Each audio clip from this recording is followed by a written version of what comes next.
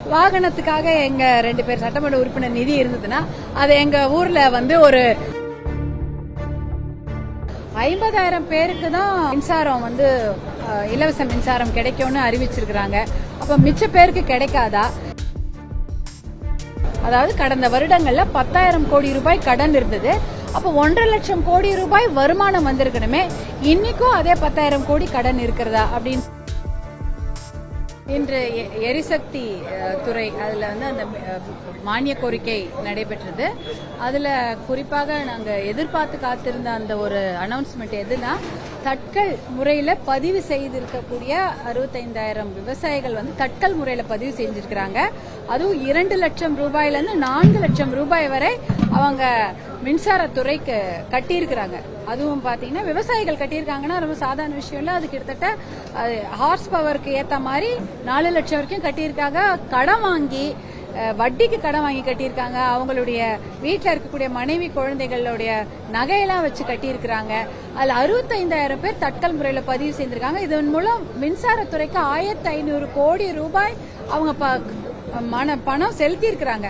அவர்களுக்கு இன்னைக்கு அந்த இலவச மின்சாரம் கிடைக்கும்னு எதிர்பார்த்திருந்தோம். ஆனா அப்படிப்பட்ட ஒரு அறிவிப்பு வரல. 50,000 பேருக்கு தான் மின்சாரம் இலவச மின்சாரம் கிடைக்கும்னு அறிவிச்சிருக்காங்க. அப்ப மிச்ச பேருக்கு கிடைக்காதா? இல்ல அதற்கு முன்னாடியே ஒரு 2 லட்சம் பேருக்கு விவசாயிகள் பதிவு செய்திருக்கிறாங்க இலவச மின்சாரம் வேணும்னு. அப்ப பாத்தீங்கன்னா எதுக்கு இலவச மின்சாரம் கேக்குறாங்க? இன்னைக்கு தண்ணி கிடையாது. அதாவது மழையில தண்ணி கிடையாது, மழையே கிடையாது. அதனால அவங்களுக்கு தண்ணி கிடையாது. ஏரி குளங்கள்ல தூர்வாரப்படாததுனால தண்ணீரும் அதுல சேமிக்க முடியாது. அவங்க நம்பி இருக்கிறது ஒண்ணுதான், நிலத்தடி நீர். அந்த நிலத்தடி நீரும் இன்னைக்கு அப்படியே போட்ட உடனே எல்லாம் வரது கிடையாது.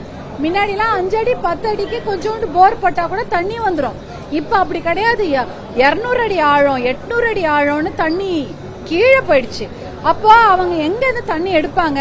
அதுக்கு மோட்டார் வேணும். அந்த மோட்டார் அவ்வளோ செலவாகுது. மின்சாரத்துக்கு அவ்வளோ செலவாகுது. நீங்க இலவச மின்சாரத்தை நம்பிதான் விவசாயிங்க இருக்கிறாங்க. அப்ப அந்த 2 லட்சம் பேருக்கு இன்னைக்கு இலவச மின்சாரம் கிடையாது, வழங்கப்படல. அதுல ஏதோ 50,000 பேருன்னு சொல்லி இருக்கிறாங்க. அப்ப 50,000 பேருக்கு தான் இலவச மின்சாரமா? அப்ப மிச்சம் இருக்கிற 1.5 லட்சம் பேருக்கு இலவச மின்சாரம் இல்லைன்னா அவங்க இப்ப வெயிட் பண்ணிட்டு இருக்கிறாங்க. என்னன்னா இது வரைக்கும் போட்டுட்டாங்க அந்த குறுவை, அந்த குறுவை விவசாயத்துக்கு போட்டிருக்காங்க. அறுவடை வருது.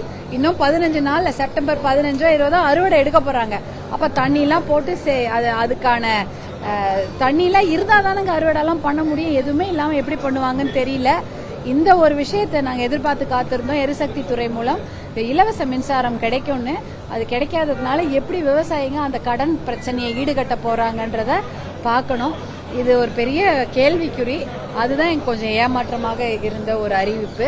அதே சமயம் பாத்தீங்கன்னா மின்சாரத்துறையில ஒரு வருஷமும் மின்சாரத்துக்கு ஏத்துறாங்க. மின்சார கட்டணங்கிறது ஏறிக்கொண்டேதான் இருக்கிறது. அப்ப 1.5 லட்சம் கோடியாவது மின்சாரத்துறைக்கு வருமானம் வந்திருக்கணும். 10,000 கோடி தான் கடன் இருந்தது. அதாவது கடந்த வருடங்கள்ல 10,000 கோடி ரூபாய் கடன் இருந்தது. அப்ப 1.5 லட்சம் கோடி ரூபாய் வருமானம் வந்திருக்கணுமே. இன்னைக்கும் அதே 10,000 கோடி கடன் இருக்கிறதா அப்படின்ற விஷயங்களை நாங்க பாத்துட்டு இருந்தோம். அது ஒண்ணுதான், அதையெல்லாம் நாங்க எதிர்பார்த்துட்டு இருந்தோம்.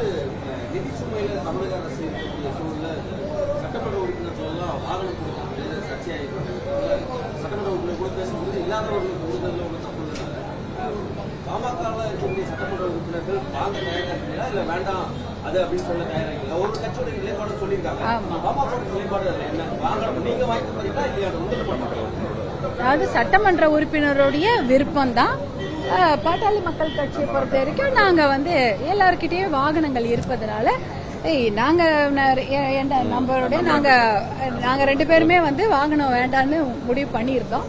எங்களுடைய என்ன ஒரு கோரிக்கைன்னா, எங்களுடைய அப்ப வாகனத்துக்காக ஒதுக்கி இருப்பாங்க இல்லையா சட்டமன்ற உறுப்பினர்கள். இப்ப எங்களுடைய கோரிக்கை என்னன்னா, வாகனத்துக்காக எங்க 2 பேர் சட்டமன்ற உறுப்பினர் நிதி இருந்ததுன்னா அது எங்க ஊர்ல ஒரு அரிசி நெல் கொள்முதல் கோடவுன் கட்டி கொடுங்க அப்படின்னு கேட்கலாம்.